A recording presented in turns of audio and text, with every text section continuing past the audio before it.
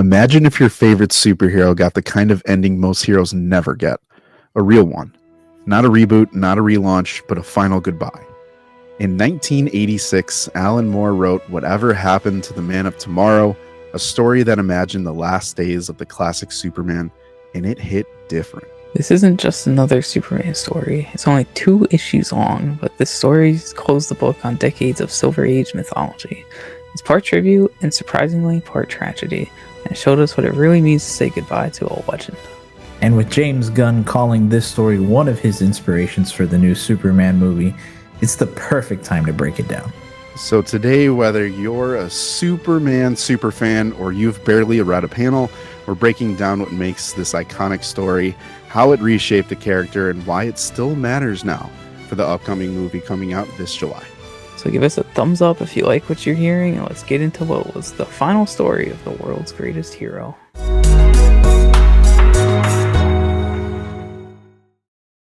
Everybody, welcome back to another installment of Super May, this time coming at you with Superman Whatever Happened to the Man of Tomorrow as it flies by across our screen. We are your favorite trio of hosts, Hero Scroll Lou and Spider-Man. Oh, gentlemen, let's get into it. Kind of as you heard in the intro, in 1986, this was supposed to be the final Superman story to come out. It was across 2 parts, one in a Superman book, one in the Action Comics book. And the main reason that this was being done is because at the time, the biggest event for DC in that time was Crisis on Infinite Earths. So DC got to a point where their multiverse was too conflicting, too confusing for a lot of people. And different heroes were in different worlds. So DC was like, let's slash all that, condense it all into one. We're going to kill off some major characters and we're going to put that in here. Superman was supposed to be a part of that as well. So we see that John Byrne had signed on to write the new Superman series starting in 1986, Man of Steel, which would be coming out after Crisis on Infinite Earths. So the DC editors at the time were like, hey, we need a final Superman story, the story to end all stories for the Man of Steel. The original co-creator, Jerry Siegel, was supposed to come back for writing duties, but couldn't. So Alan Moore, the rising in prominence with Watchmen and Swamp Thing at the time, said, tag me in, coach. Came in, and they got classic Superman artists to come in, help between covers, between the actual interiors, and then also legends that would be legends in the comic business to come in and help with the colors on the Superman story. So all of this to say that whatever happened to, or Man of Tomorrow, as we're going to refer to it, because let's be honest, that's just way too long of a title. But Man of Tomorrow was a big celebration of the Man of Steel. And when you read it, it does feel like that.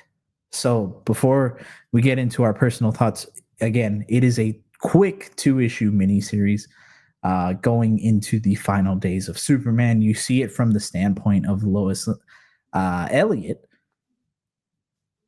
Yes, you heard that right. Lois Elliott, the former Lois Lane, now married to a new man, being interviewed by the Daily Planet, talking about what happened at the time, what happened in the final days of Superman. In this point of the story, it's been 10 years since Superman disappeared from the face of the earth. The story gets into it. Long story short, all of Superman's villains are either MIA or they've been laying low for a while, but some start coming back more violent than ever, causing a lot of problems for Superman. At the end of the story, you find out who did it and why, and what that means for Superman, and a boundary that he crosses that he swore he would never do. Gentlemen, having all that out of the way, and SB, I'm going to kick this over to you first, because out of all of us, you read this story first. So what were your thoughts when you first read Man of Tomorrow? Initially, key points, first read it. I did not like this book whatsoever. It was not peak from my peak standards, but after giving it another read and knowing more of the background of it, I thought it was pretty good. And it was definitely kind of like redeemed itself.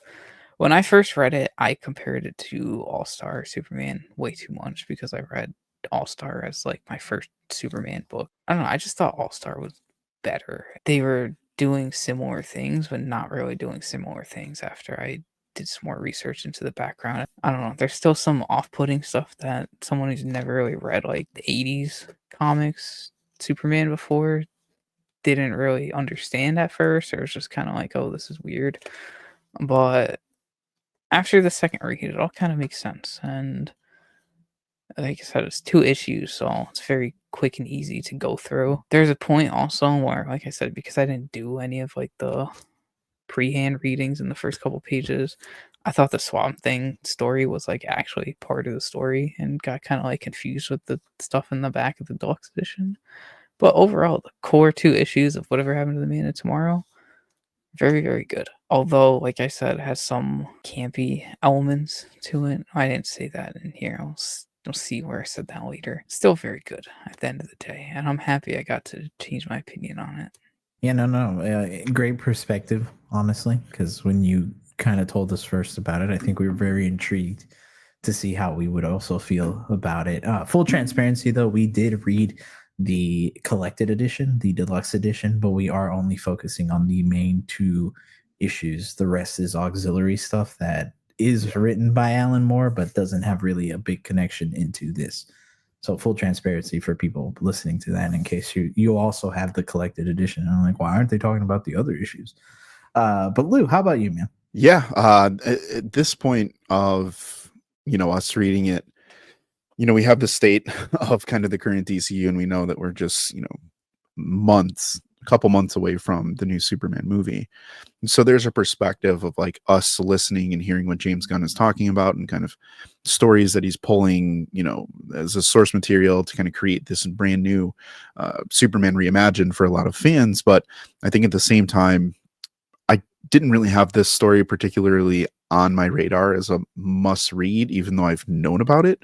One of the big things that I knew going into it is, hey, this is a story where Superman does get like a happy ending. And I'm like, how are they going to go through and execute that?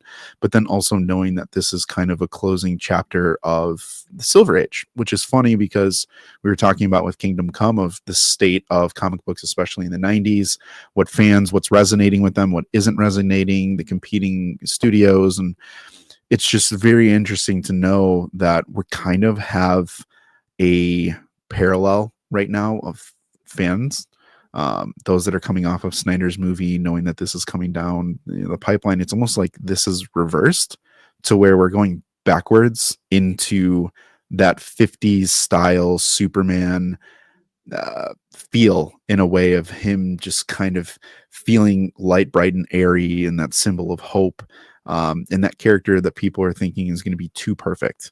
However, when you do dive into this, I think it's a lot more than that. So for me, I was very interested to kind of go through as we were reading this, these 2 issues of just, it has all those great like goofy things that happen, right? And for some people that's their style, for some people it's not.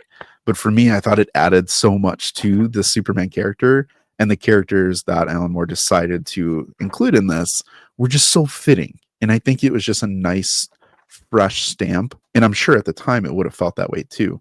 A fresh stamp of just, hey, we're closing this chapter. This version of Superman is probably going to be no more.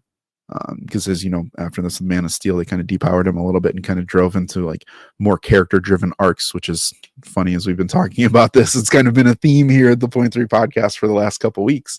But it was just very cool to see how this character was portrayed. And looking back on it now, knowing we've kind of progressed into the modern age, it feels very refreshing. Like we've been in this like dark, moody, mature type of storytelling for so long that's visually striking, but also it is refreshing to kind of go back through in this time machine and take a step back. Yeah, very true. Another very interesting take that I think would define the character for a little while before something else came out, and again, kind of in certain ways reinvented the wheel. But yeah, in reading this, I ate this up very, very fast.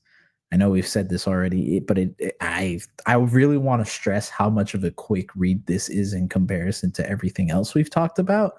Where Kingdom Come is probably your more dense book, it might take you a little bit longer to really grasp everything and get through it because it is heavier. And then For All Seasons is fantastic, but that you do have to pay attention a little bit more to it, I think, to really get enough out of it. But this one, I feel like this is the type of comic, even back then, but also now, like you could pick this up on a random Thursday and be like, I'm gonna read it. You put it down, and then next week you're like, I'm gonna read this again. It's just fun in that way. Yeah.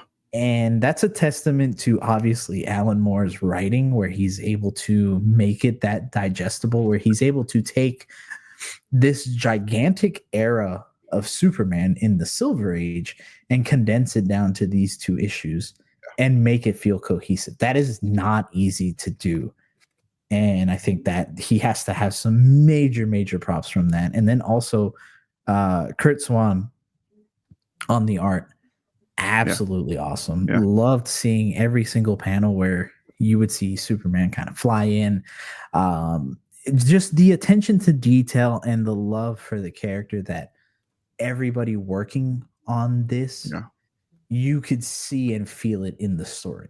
And I want to add one thing to that point really quickly, because as I was going through and reading this, when that interview starts with Lois and the guy from the reporter from the Daily Planet, her retelling of this story makes you feel like you were transported like kind of somewhere else. And there's moments where you're like, what's real and what's not real? And I think that's really leaning into the type of storytelling that happens within this age of book. But also, I wasn't expecting as much tragedy to occur in 2 issues. Just as the story progresses step by step by step by step, you're just like, oh my gosh, oh my gosh, oh my gosh. But it didn't feel too heavy. It didn't feel too dark. It didn't feel like there was a really good pace throughout this story to keep you moving.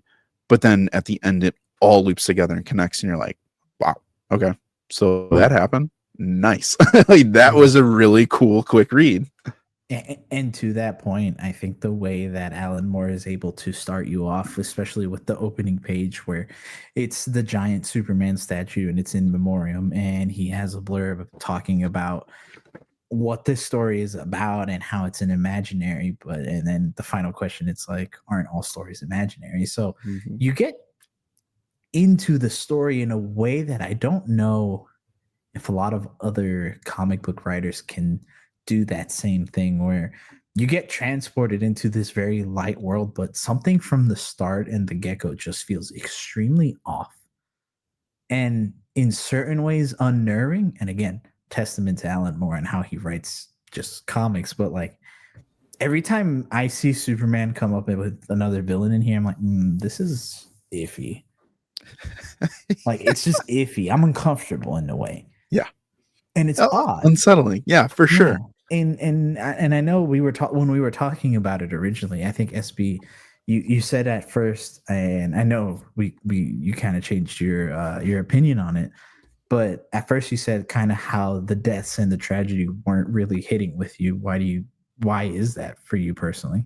I mean, at first I was just like, man, I read this and I'm like, I know it's supposed to be like an end of Superman, but I'm like, they're just killing everybody off around this dude's life, and I was like, it's kind of dark for a little bit. But like I said, that was before I knew like the true background in it, like the true background in it being like imaginary story. So at first I was like, man, they're really gonna end Superman, but and like this legacy, like killing all these people off in this run. That's crazy.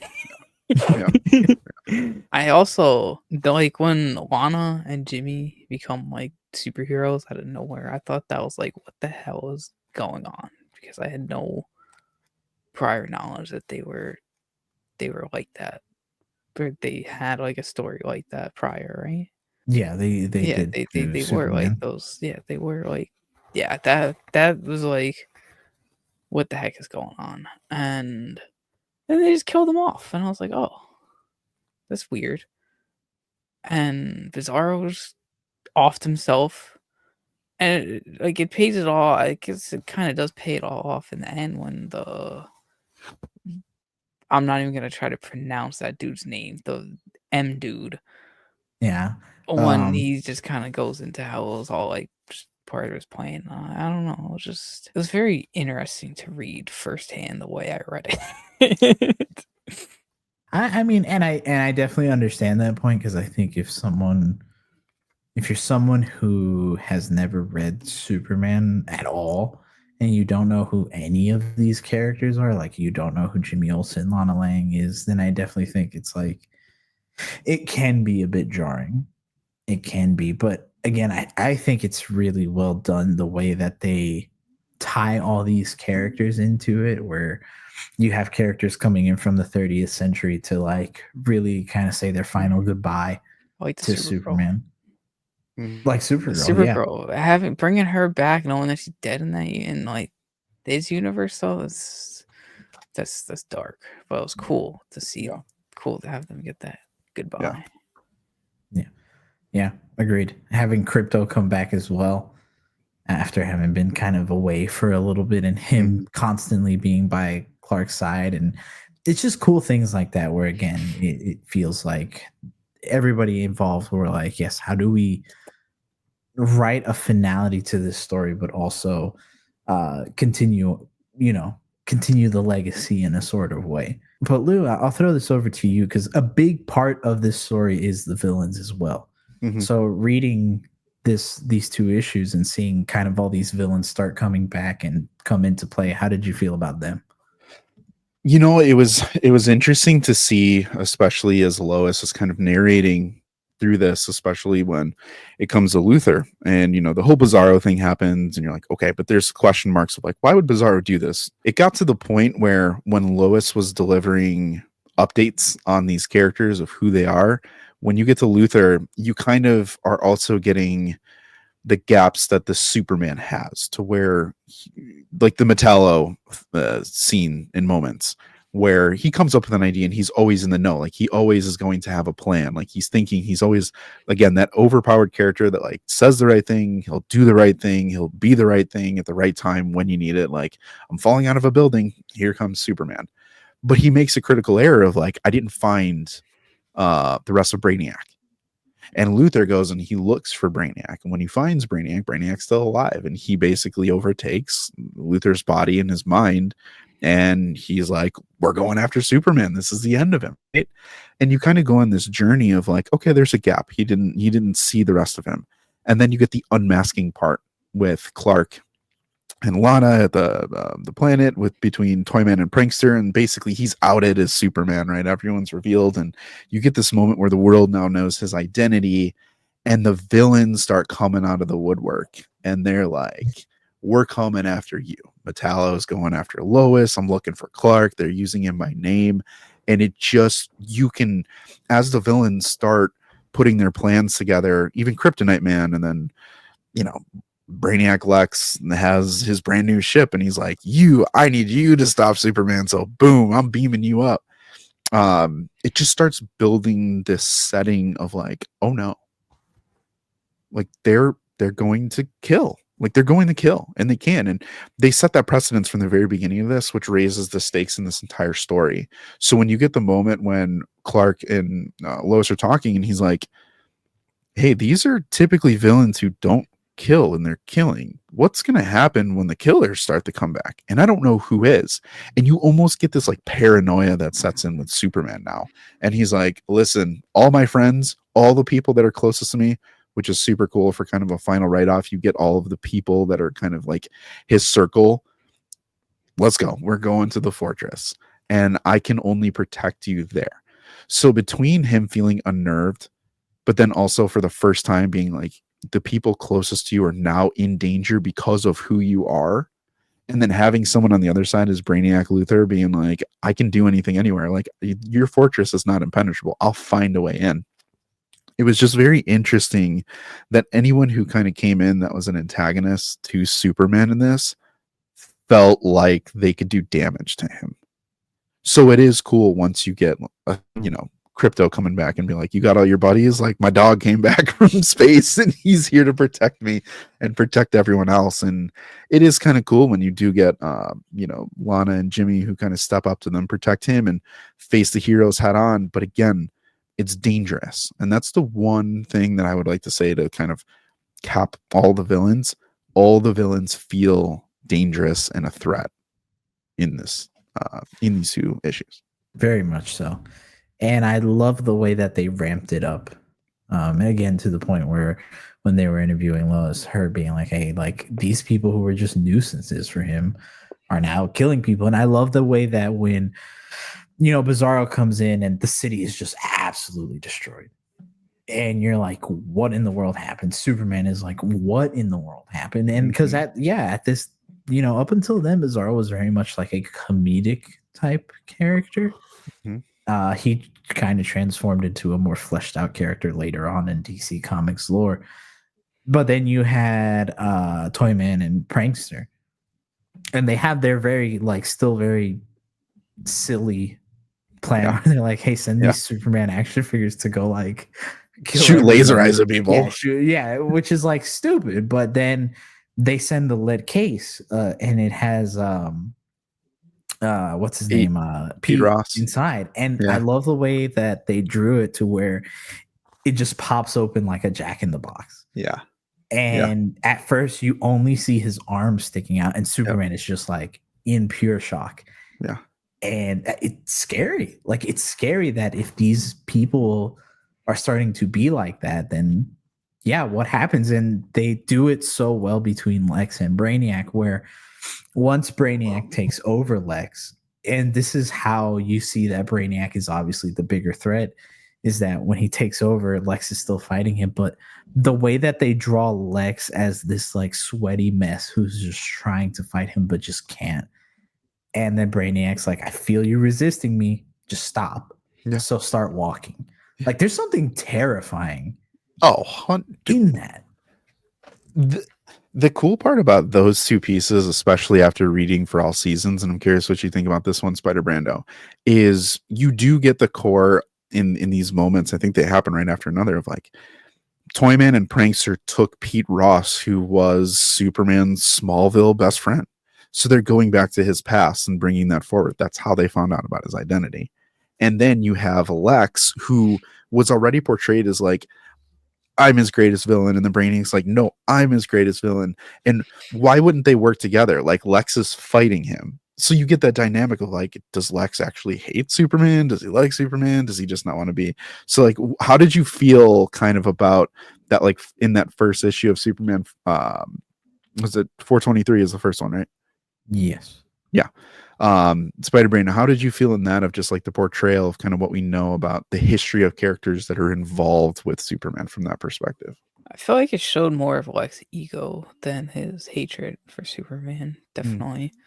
The fact that he wasn't willing to cooperate and just kind of wanted to do the deed himself. But then it's also Brainiac, just his brain's ego of wanting to be the supreme person, and he knows that Lex is the only other supreme person that would be in his way.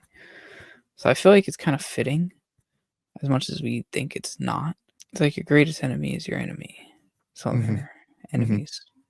No, that doesn't make any sense. That's not even the quote. It's the greatest enemy is your friend. So with them, you would think they would be friends, but greatest enemies. Yeah. Anyways, I thought it was all pretty accurate from what I knew, except for what I thought was super weird was, like I said earlier, the Lana and Jimmy superhero stuff, because I had no idea about that from my previous knowledge.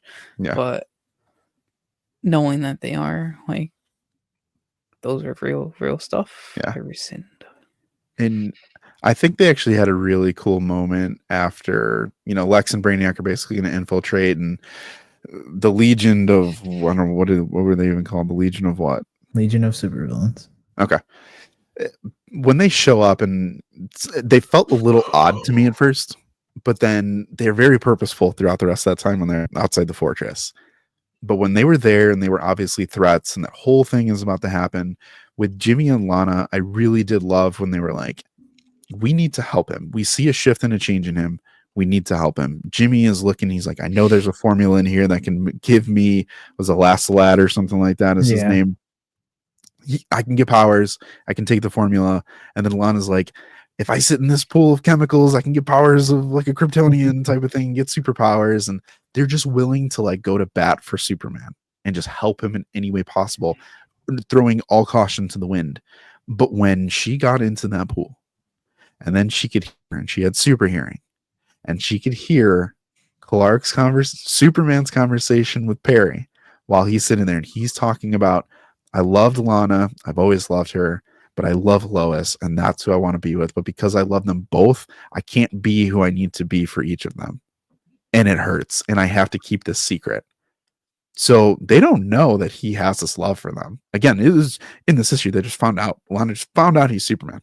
You get to the point where they put their costumes on because they're there, and Jimmy asks her, and he's like, are you sure you basically want to do this? And she's like, yes.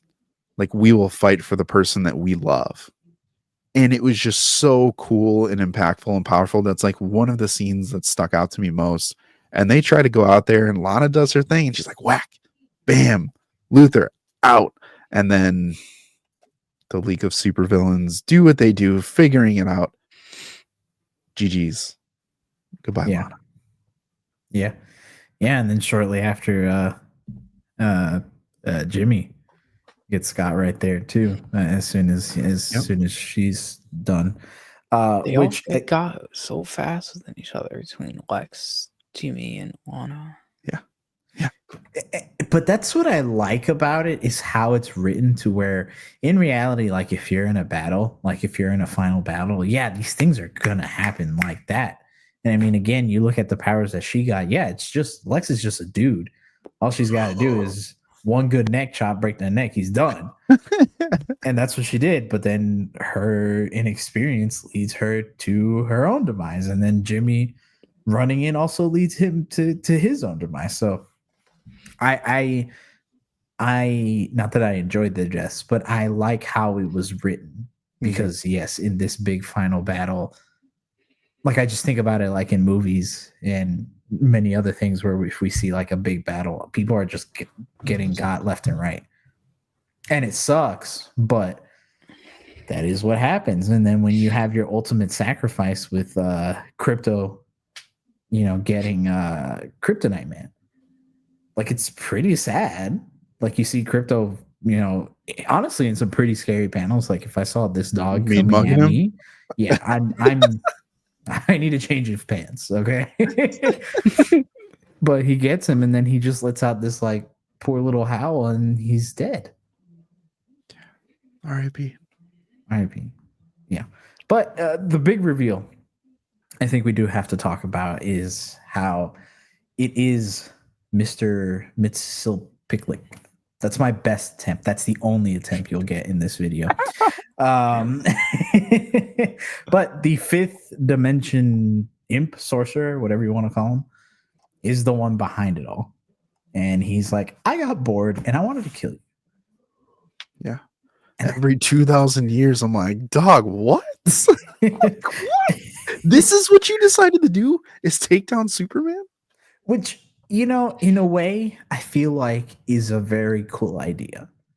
I know that for some it might miss, because you're taking this like unserious character and you're like, let's just make him the ultimate villain for Superman. But in reality, I think that's what makes him an interesting villain, is that he could be, if he wants to, from the start. Like he could be this person who is just controlling the lives of everybody he would want just because he chooses to. And again, there's something very scary in that, to know that someone's like, I'm just bored, so I'm gonna get you. Yeah. And like the Celestials and Eternals. Yeah.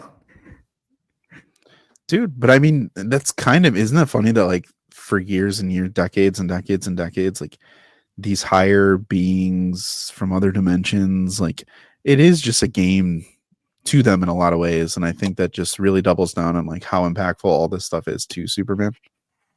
And that like you just think it's a game to ruin my life, to ruin all their lives. Like it's honestly like worst case scenario fear for him realized, come true. Yeah. which led him to have not only just a thought, but here I'll let you Yeah, cap it no, off there. not just the thought, but actually acting on breaking his one golden rule, which is no killing. And he does. We see that they tease it towards the beginning of the book or middle of the book when he finds out that Lana's dead and this legion of supervillains. They're like, oh, heck no.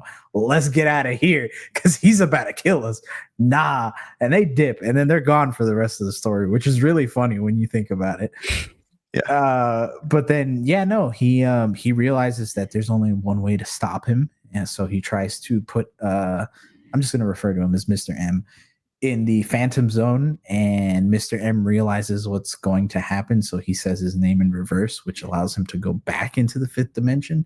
But again, Superman knew he was going to do that, so he basically gets his like soul or being split in two. So he dies, and Superman knew that is what he was going to do. So he breaks his no kill rule, which I think is super impactful. But SB, I'll kick that over to you. How did you feel when you saw kind of the emotional distraught that he goes through with it, or distress? Better say. Wow.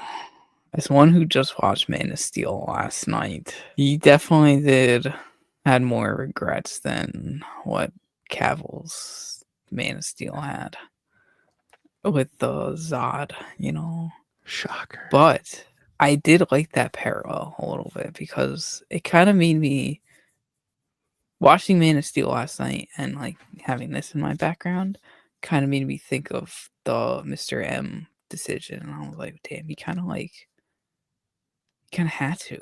Like, it was either like Zod was gonna laser off those civilians, and who knows whoever other people was gonna laser off with those eyes when he was in that chokehold. And who knows what other damage Mr. M would have done to anybody else. But I think it was what I started thinking about after the whole Superman giving up being like Superman after that is knowing the League of Villains are still around. What's to stop them from just coming back and then there's no Superman to save the day for anybody? So I started thinking about that recently, and I've been kind of like in a loop all day, just having that in the back of my mind. So I'm kind of, I don't know, it's his no kill rule. It's really good. All the superheroes that have no kill rules, awesome stuff, because killing's obviously bad. But a situation like that, I'm like, Yeah. Mention it's morality, duality, you know, and I don't know. I just. Well, I think to the point, the big thing that Alan Moore is trying to make is that it humanizes Superman to a lot of people, to where he had that perfection of like he can do anything perfectly to get out of the situation. But in this one, his back is to the wall. He's lost all his friends. There is literally no other option other than to kill this being. And he has to in a way that's definitive. Like it's not a, oh, I killed you on accident type situation. It's like, no, I had to actively choose to end your life. And that does mean something for Superman, so much so that literally he's like, I can't be Superman anymore. I crossed the line that no one should cross. As Superman, I am supposed to be better. So he goes into a gold kryptonite and strips himself of his powers. That was the part. And I think that's the whole thing to solidify what Superman means, right? That S on the chest type of thing that, you know, everybody always refers to. He's saying it. He like put his gun and badge on the desk and he's like, I can't be a cop anymore. You know what I mean? Like I can't have this title. I cannot be this person. I can't be the one that everyone looks up to because I'd be a lie. I'd be literally a flying contradiction. Yeah. And I think that was probably one of, I mean, I know the story's not over, but it was probably one of the coolest endings for any Superman story I think we've seen. And I think it kind of hit the most out of the three that we've read so far to me. I agree, because it's such a big deal for Superman to where you see the instant regret in his eyes, but again, it makes him so human because as a reader, you're reading this and you're like, no, he has to be stopped. Because if Mr. M beats you or if he's able to get out, like literally no one else is going to be able to. Right. So he needed to be stopped. But where Superman holds his standards so high and he's like, after this, I'm done. Like, this is how it ends for me. Yeah. Like, there's something so human about that. And in a lot of eyes, I think makes him just more approachable to people. And I think this is how you make a more morally gray Superman without, again, betraying that character of like the hope and the aspiring to be better, which we can have that conversation another day, which I feel like misses the point when they try to do it with Zod and Man of Steel. Yeah. Because the stakes don't just stop. The stakes are, if I do this, that's it. Like that decision is final. It is a finite decision. This isn't like welcome to the club. There is no club. Like there's no more me. I can't be me. And I think it's very hard to do. It's very hard to do. And we know that Superman he comes back obviously afterwards. But at the time, I could only imagine how cool these two issues would have felt in just OMG moments, especially that one to be like, that's how he goes out. And do you know what's coming next? Like maybe not. But there's no social media, internet at that time. So like this is what you had. And if you were a huge Superman fan, like can you imagine just being a fan back then? Oh, you're distraught. You're like, distraught. Over. Yeah. You read that, you're holding the book in your hand and you see this cover of Superman looking so sad flying away from the Daily Planet and everybody being like, bye-bye. Bye. And you're just like, ooh. One quick note, I will say. The fact that his friends, his super friends, and obviously, other people show up in this, they never took away the spotlight from Superman. No one else took the spotlight from him. The core characters stayed the core characters from the very beginning until the very end. And I thought that was really, really well done because you could have bloated this story up like crazy. They could have gotten inside the shields and force field that Mr. M reinforced after the power was cut. But he kept them on the outside, and I thought that was so smart to have them. They're banging on the wall the whole time. Let me in, let me in, let me in. Nope, story's on the inside. Yeah. Very well done. Meanwhile, being narrated through Lois. Also fantastic. Shout out to the trailer. Yeah. Like that's hard to do, to balance something with someone being the narrator and also having the focus be on someone else and still feel like that is their voice. Yeah. It's not easy to do in writing. But again, if you haven't, something we always say between every comic book thing that we talk about here on the channel, if you haven't yet, read this.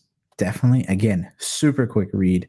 I tore through it in 30 minutes. It's not long at all.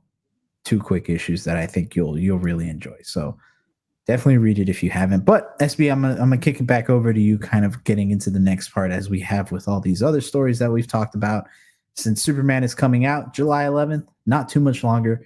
What do you want to see adapted from this book into the Superman film? I definitely like to see Superman kind of lose a little bit, not all the death that he had in here, but show him kind of at like a breaking point to where he's losing stuff around him. And I want to see how he reacts to it. Like we kind of got a glimpse of it in the trailer with the whole interview with Lois and Clark in there, wherein he defends his decision about stopping a war and saving millions of lives. I want to see more of like how that treats him as a hero and kind of like the public image and stuff. That'd be a really good thing as well, because I don't feel like some attempts have been made before into that, but never fully delved into for Superman specifically, at least. Yeah. So, great point there. Lou, how about you? I think for this one, I think this will probably be one of the tougher of the 4 to adapt completely.